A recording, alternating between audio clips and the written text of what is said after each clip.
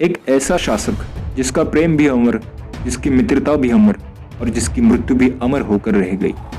जी हाँ, हम बात कर रहे हैं भारतीय इतिहास के गौरवशाली आखिरी हिंदू शासक पृथ्वीराज चौहान के बारे में।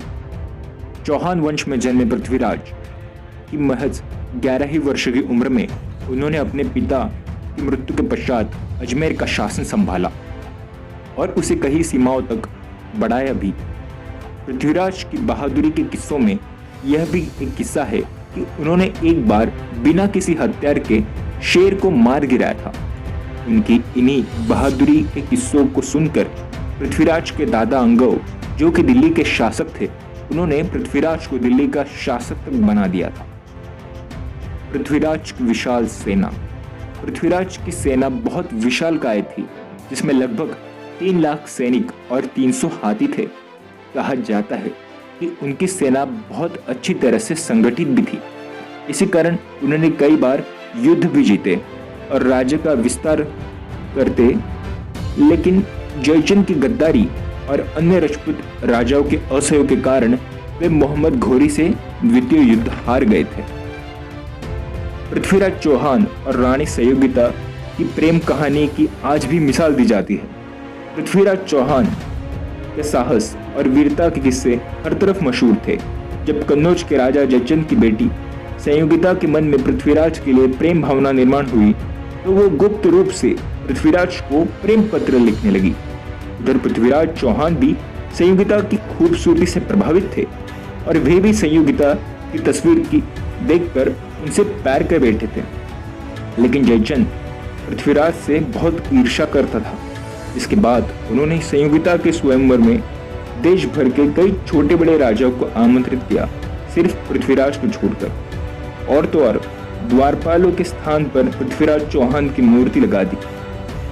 लेकिन जब पृथ्वीराज को जयचंद की यह चालाकी समझ आई, तो उन्होंने एक योजना बनाई। बताया दे कि उस वक्त हिंदू धर्म में लड़कियों को अपना वर चुनने का अधिकार था। स्वयंवर के दिन जब बड़े बड़े राजा उपस्थित थे, तब संयोगिता हाथ में वरमाला लेकर एक एक राजा के बाजू से गुजरी, लेकिन उसने वरमाला पृथ्वीराज के द्वारपाल की प्रतिमा पर गले में डाल दी। वही पृथ्वीराज चौहान द्वारपाल की प्रतिमा के पीछे खड़े हुए थे और वो संयोगिता को उठाकर सभी राजाओं को युद्ध के लिए ललकार कर संयोगिता को दिल्ली से ले गए।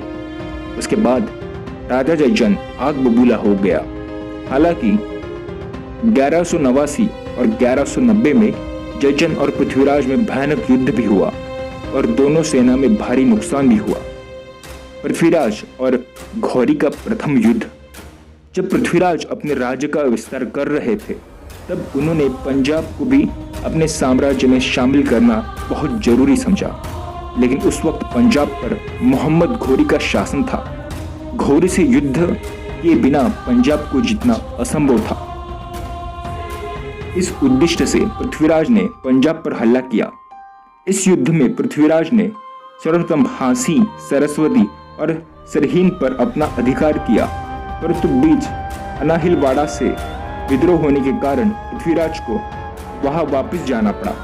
तो पृथ्वी की सेना तितर-बितर हुई और सरहिंद का किला खो दिया। लेकिन पृथ्वीराज जब अनाहिलवाड़ा से वापस लौटे, तब उन्होंने दुश्मनों के छक्के छुड़ा दिए। युद्ध में मोहम्मद घोरी के बहुत सैनिक मारे गए। इस युद्ध में घोरी भी अधमरा हो गया, परंतु उसके सैनिकों ने हालात का जायजा लेकर उन्हें घोड़े पर डालकर वापस गजनी ले आए। इस तरह युद्ध परिणामहीन हुआ। इस युद्ध तराइन नामक स्थान पर हुआ, इसलिए युद्ध को तराइन का युद्ध भी कहा जाता है। कहा जाता है कि पृथ्वीराज ने घोरी को लगभग 17 बार हरा दिया था और 17 बार माफ भी किया था और जिंदा छोड़ने की बहुत बड़ी भूल की थी।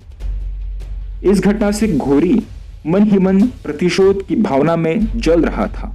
लेकिन जब इस बात की भनक राजा जयचंद को लगी, तो उसने घोरी से हाथ मिला लिया और पृथ्वीराज चौहान को हराने का निश्चय कर लिया। इस निश्चय के बाद सन 1192 में दोनों ने मिलकर पृथ्वीराज पर हमला कर दिया। वहीं इस युद्ध में पृथ्वीराज अकेले पड़ गए थे, तो उन्होंने राजपूत राजाओं से मदद मांगी, लेकिन कोई भी आगे नहीं आया। तो इसके बाद पृथ्वीराज अकेले ही अपनी 3 लाख की फौज लेकर घोरी की सेना पर हमला कर दिए। लेकिन घोरी की सेना में अच्छे घुड़सवार थे, उन्होंने पृथ्वीराज को चारी बाजू से घेर लिया। और तो और पृथ्वीराज को ना आगे बढ़ पाए और ना पीछे बढ़ पाए, और जयचंद के गद्दार सैनिकों ने राजपूत सैनिकों का संहार कर दिया। पृथ्वीराज की हार हो गई। इस युद्ध के बाद पृथ्वीराज और उनके मित्र चंद्रबरदाई को बंदी बनाकर गजनी ले जाया गया। राजा जयचंद को भी इस गद्दारी का परिणाम मिला और घोरी ने जयचंद का सर काटकर चौराहे पर लटका दिया। पृथ्वीराज चौहान की मृत्यु। घोरी युद्ध जीतने के बाद पृथ्वीराज चौहान और चंद्रबरदाई को गजनी ले गया। उन्हें वहां अनेक यातनाएं दे दी गई। पृथ्वीराज के आंखों को गर्म सरियों द्वारा जलाया गया और वे अपनी आंखों की रोशनी गंवा बैठे। लेकिन जब पृथ्वीराज को उनकी मृत्यु से पहले आखिरी इच्छा पूछी गई, तो उन्होंने भरी सभा में अपने मित्र चंद्रबरदाई के शब्दों पर शब्दभेदी बाण का उपयोग करने की इच्छा प्रकट की। इसी प्रकार चंद्रबरदाई द्वारा बोले गए दोहों के प्रयोग द्वारा उन्होंने घोरी की भरी सभा में हत्या भी कर डाली। इसके पश्चात घोरी के सैनिकों के हाथों से मरने से बेहतर उन्होंने एक दूसरे का जीवन लीला समाप्त कर दी।